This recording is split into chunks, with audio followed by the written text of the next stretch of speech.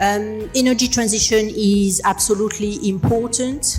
It's key, particularly for the continent that is lacking in energy capacity, output. There is much to do in terms of creating synergy when it comes to production and distribution. Sonatrach has already taken important steps to integrate new technology, so renewables, into the portfolio, into the mix. I suppose beyond, perhaps the milestones that you can talk about, can you give us a sense? I think the audience would be keen to understand, how we reconcile hydrocarbons with renewable, and talk to the steps that you have taken to integrate the new tech. We do need to talk about renewables, about energy transition, not only oil and gas. We are aware that oil and gas resources are finite and it will last one time, so we should prepare the future. But for the time being, renewables is one of our key activities. Oil and gas is important. We are working hard to provide Algeria with oil and gas for our economy.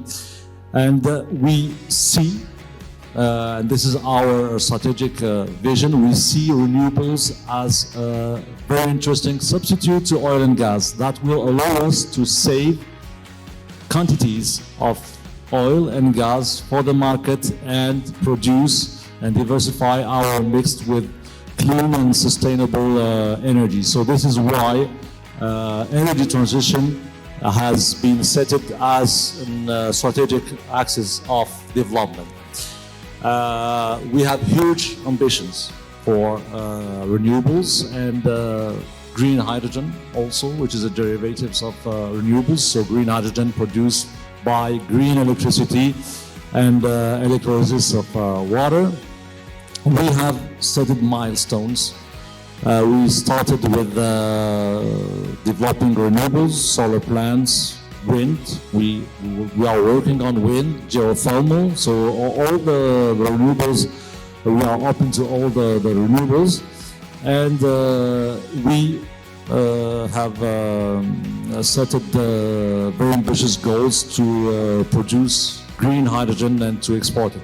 So in order to approach such endeavor, we start basically by adopting our circularity approach as a foundational framework.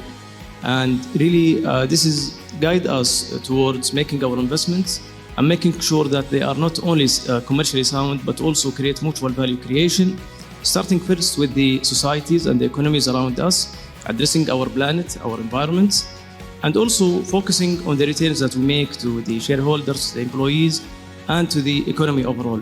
So to really enable this and take this forward, we focus on the LCA, the life cycle assessment.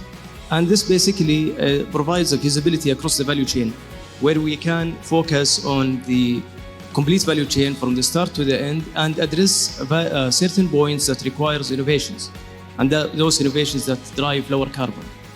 And those innovations are not only focusing on technical innovations, but also to look at other requirements that will really support the business model that we are thinking about. And that spans something like regulatory and financial innovations as well, how to finance, how to provide the suitable environment in terms of regulations and things like these that really can streamline the efforts that we are doing towards addressing the lower carbon. That is at one hand, and on the other hand also we focus on socio-economic development, because in order to create a long-lasting value, we need really to think about not only the short or the mid-term, but also to the long term. And one key pillar about this is enabling the development of the workforce. So we do this through the typical, workforce kind of focus that really addresses the inclusion, the diversity, and the empowerment. And this will make sure that even decades later, what we have started is something that will continue, not necessarily in terms of business model, but in terms of the approach and the mission that we would like to achieve. Now, to complement this, we also have the green financing as one key pillar to really streamline the requirements of the investments and with the keen capital providers. And we really focus on the sustainability aspects of this and the environmental aspect. And this is not only a source of capital that we need, which is really at a huge scale, but also something that will really add value in terms of resilience. The industry and the world economy is not always at a flat line.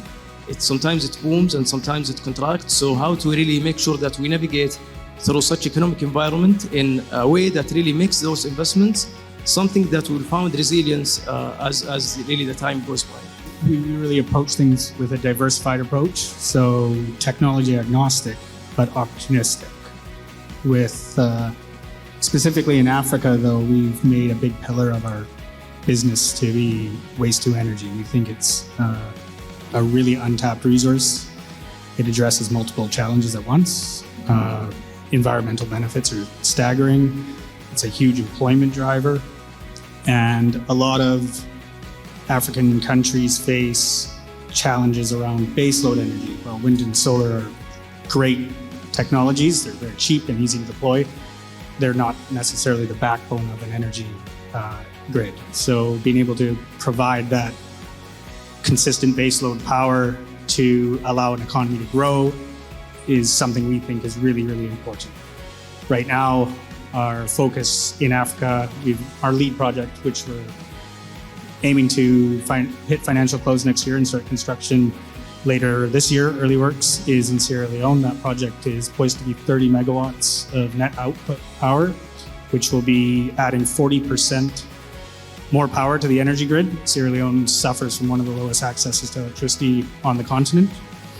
Once fully developed, the project will also avoid over 1,000 tons a day from landfills, which currently over capacity. The majority of the waste in Sierra Leone is disposed of in streams, ditches, rivers, generally making its way to the ocean.